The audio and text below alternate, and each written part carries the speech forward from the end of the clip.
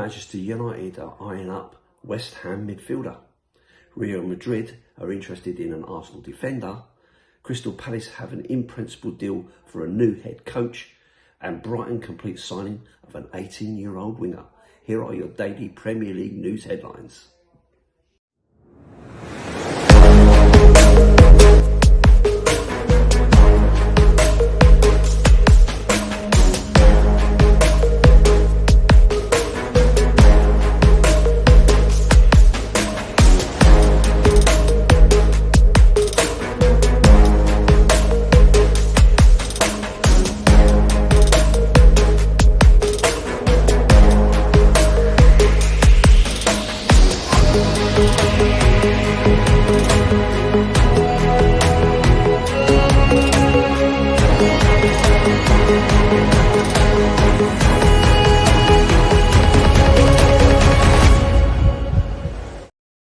Hi everyone, hope you're well. Welcome back to the channel and to another edition of the Daily Premier League News Headlines, where I'll be going through all the latest news, rumours and reports.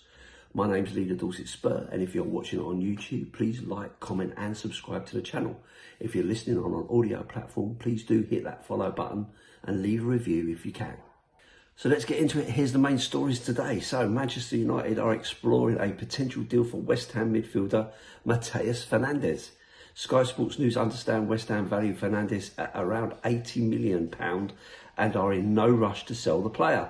The Hammers signed the Portuguese midfielder for an initial fee of £38 million last summer. United are continuing to do background work on Fernandes as he is a realistic deal after the Hammers relegation, with midfield remaining a priority for the club to strengthen in this window. The club have already agreed a £38 million deal to sign Atalanta midfielder Ederson. Real Madrid are interested in Arsenal defender Riccardo Calafori, according to Sky in Italy. The La Liga club have asked for information on Calafori to understand whether Arsenal would be open to a potential sale this summer. The 24-year-old made 26 appearances for the Gunners in the 25-26 campaign, scoring 1 goal and adding 2 assists as they lifted the Premier League trophy. Calafori previously worked with Jose Mourinho, who looks set to return to the Bernabeu Stadium for a second spell in charge of the club while at Roma. Crystal Palace have agreed a deal in principle for Pierre Sage to become their new head coach. The club are close to agreeing a compensation package with Sage's current club, RC Lens.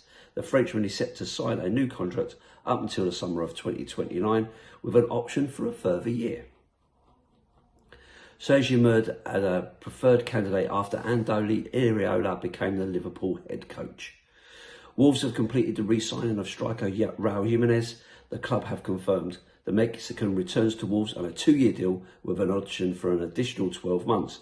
During his spell at Molineux, Jimenez scored 57 goals in 166 appearances.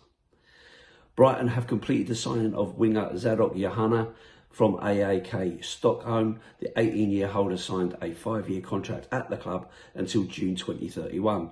We understand the fee is £21.5 million and the deal will be completed when the transfer window reopens.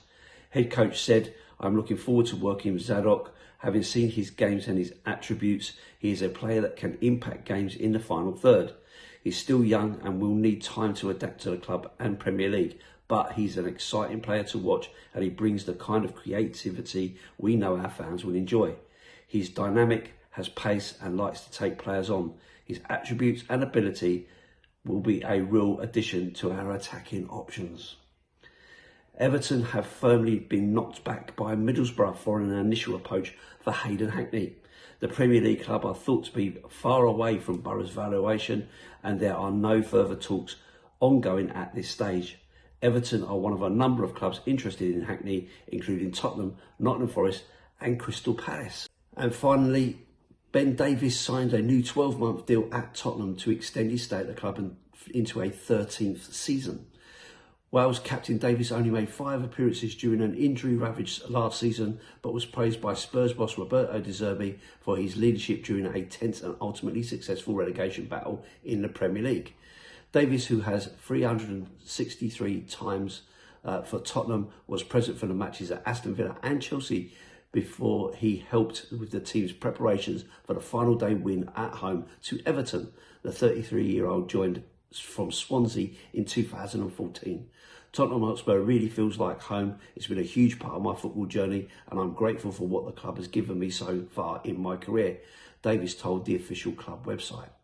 It's been difficult over the past few months not being able to help the team on the pitch in some tough moments due to injury, so I tried to help the boys off it as much as I could, being a voice in the dressing room and around the group, contributing in any way I could.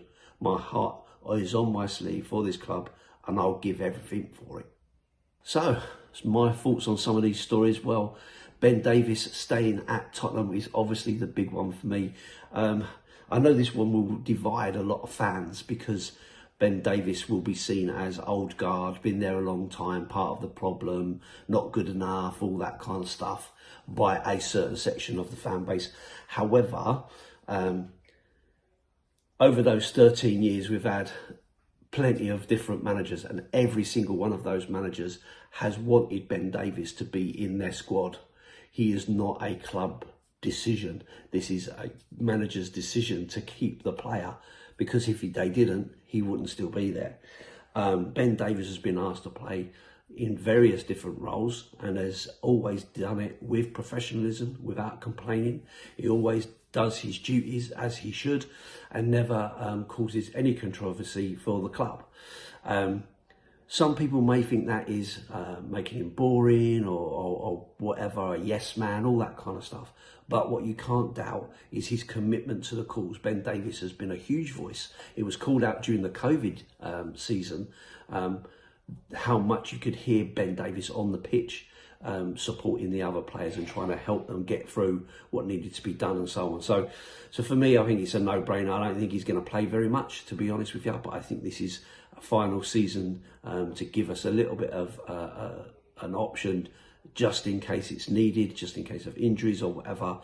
And I think that he's maybe an opportunity for him to transfer his skills into coaching, do his badges, all that kind of stuff, because I firmly do believe that he will be a Tottenham coach in the future.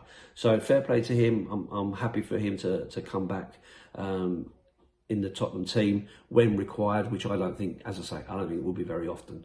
But it's good to have his professionalism there and his voice in the changing room to support those players coming through, especially these young players like Archie Gray, Bergvall, Sousa, all coming through and needing that support as we progress their careers in this club.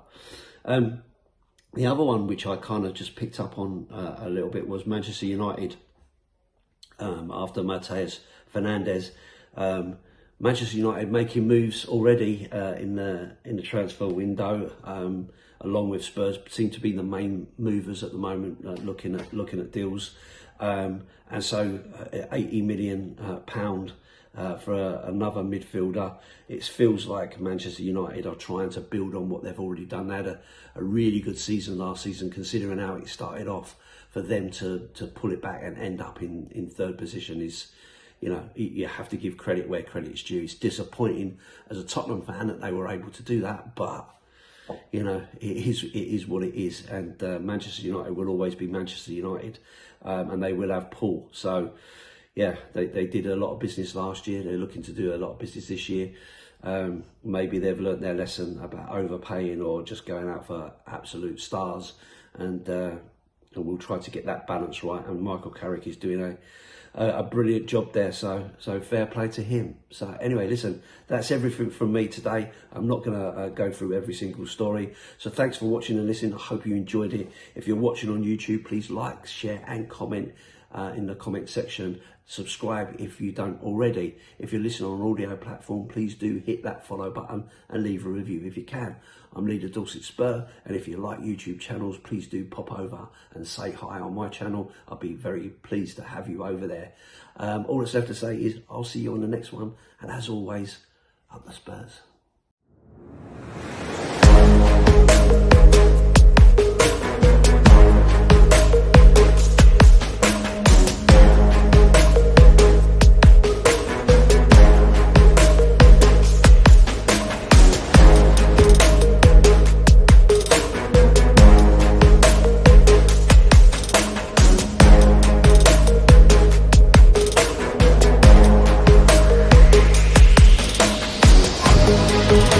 Bye.